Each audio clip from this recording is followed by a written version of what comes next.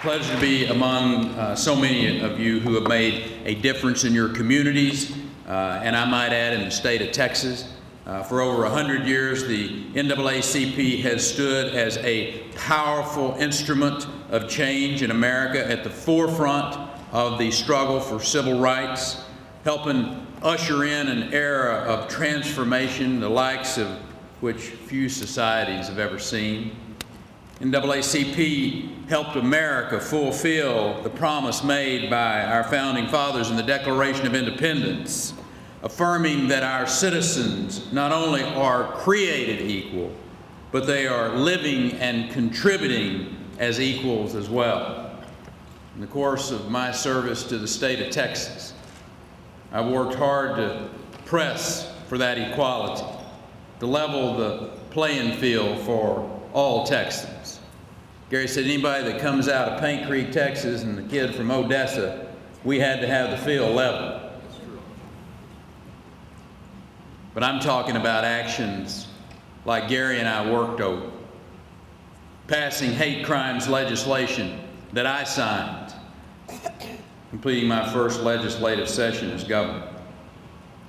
And that was inspired by the absolutely horrific treatment of James Byrd. It's sad to know that just last week, his mama Stella passed away. But I'm really proud, Gary, that she had the opportunity to stand there that day and to see that legislation signed so that she would know that the tragedy of her son's murder would reduce the chance of something like that ever happening again. And standing here with you today, we still have challenges facing us as we work to increase the equality of opportunity. Sure that Texas is a place where young people of every background have an opportunity to succeed. The first step in that goal is making sure all of our citizens are educated, prepared for this rapidly increasing and rapidly changing future.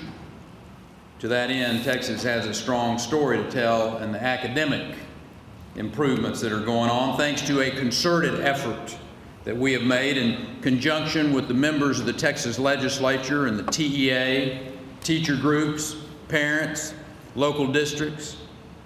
From 2000 to 2009, the state's share of public education spending increased by $11 billion per year to $20 billion. That's an 82% increase. At the same time, we beefed up the accountability of our schools and focused on the basics, particularly in math, English, and the social studies. We've invested in key subjects like science and technology, engineering, mathematics, to prepare those young Texans to compete for the high-tech jobs that make up an increasingly high percentage of our economy. Those efforts are paying real dividends in the lives of our young people. For example, Texas is one of only 4 states closing the achievement gap in math. It was a point of pride for our whole state when African-American 8th graders from Texas tied Massachusetts for first place on a very prestigious national math exam. African-American 4th graders in Texas earned the 3rd highest score on their national math exam. On the advanced placement test, student participation is up 205% over the last 10 years. The number of passing scores went up 168%. I was very pleased in particular to see a 17.8% increase in the number of African American students taking that AP test, and a 24% increase in the number earning a 3 or above on that test. Texas has the highest overall number of students taking the SAT in the nation. A percentage of first-generation college students taking that exam that's higher than the national average. And you see, they're not just taking the test. They're going on afterwards and continuing their education past high school, making a better life. from the fall of 2008 to the fall of 2009. Enrollment in higher education across the state jumped by more than 100,000 students. That's the largest one-year increase in Texas history. In the same time frame, African American enrollment in higher education increased by more than 20,000 students across the state during my tenure. And this is one of the things that Gary was very instrumental in. Financial aid has increased by over 900%, which makes higher education substantially more accessible to young Texans.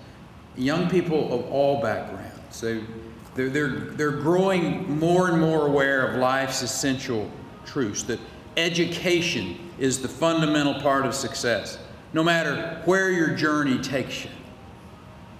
Of course, it's easier to achieve those goals in an economic climate that encourages success, which is something we work pretty hard on here in the state of Texas.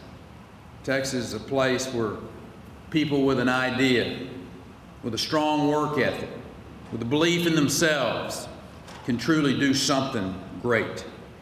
Texas is a place where employers can build something of significance without a crushing tax burden, unpredictable regulations, or the threat of frivolous lawsuits. So it's no surprise that Texas employers have created more jobs this year than any other state in the nation. It's no surprise that we created 850,000 new jobs this decade, which is more than all the other states combined. Instead, we need to think about why that happened. It didn't happen by accident. It happened because we were some focused leaders who understood the importance of putting those types of principles into place. And as a result, Texas is a home where entrepreneurs live or relocate here, and they're part of making a real difference in this country.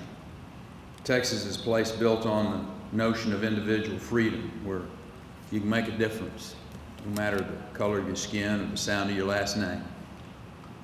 Young Texans can look to African Americans serving in positions of great influence within our state government. Texans like Wallace Jefferson. You think about the story of Wallace Jefferson.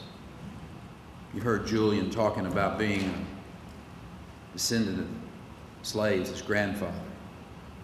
Wallace Jefferson's father's father, a grandfather who on the steps of the McLennan County Courthouse in the 1850s was sold as a piece of property.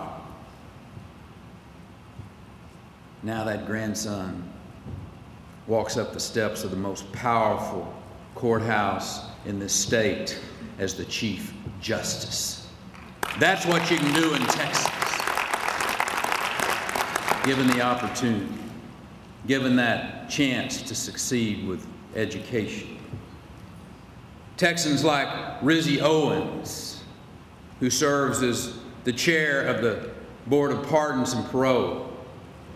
Texans like R. David Kelly, who chairs our state's teacher retirement system. Bill Jones, who sits on the Board of Regents of the beloved Texas A&M University. Or Gary Prentice, who serves as a board member of the University of Texas. You see, those are people of all backgrounds and all walks of life, but they're making a huge difference. I want to commend everyone here today for the hard work that you put in. Your efforts over the years and the decades of strengthening our state, our union, by eradicating the barriers that might slow a person's progress towards success. You see, you look at our flag and it's got one star, because we're one Texas and we're one people. And we're in pursuit of basically the same thing, and that is the core values of family, of faith, and of hard work. These are essential Texas values, and we need to perpetuate them in our homes, in our schools, everywhere we go, every day of our lives. I genuinely appreciate all that the NAACP has done to foster those values in communities across our state and this nation, empowering young people to dream big and to attain those dreams. God bless you, and through you may God continue to bless the great state of Texas. Thank you.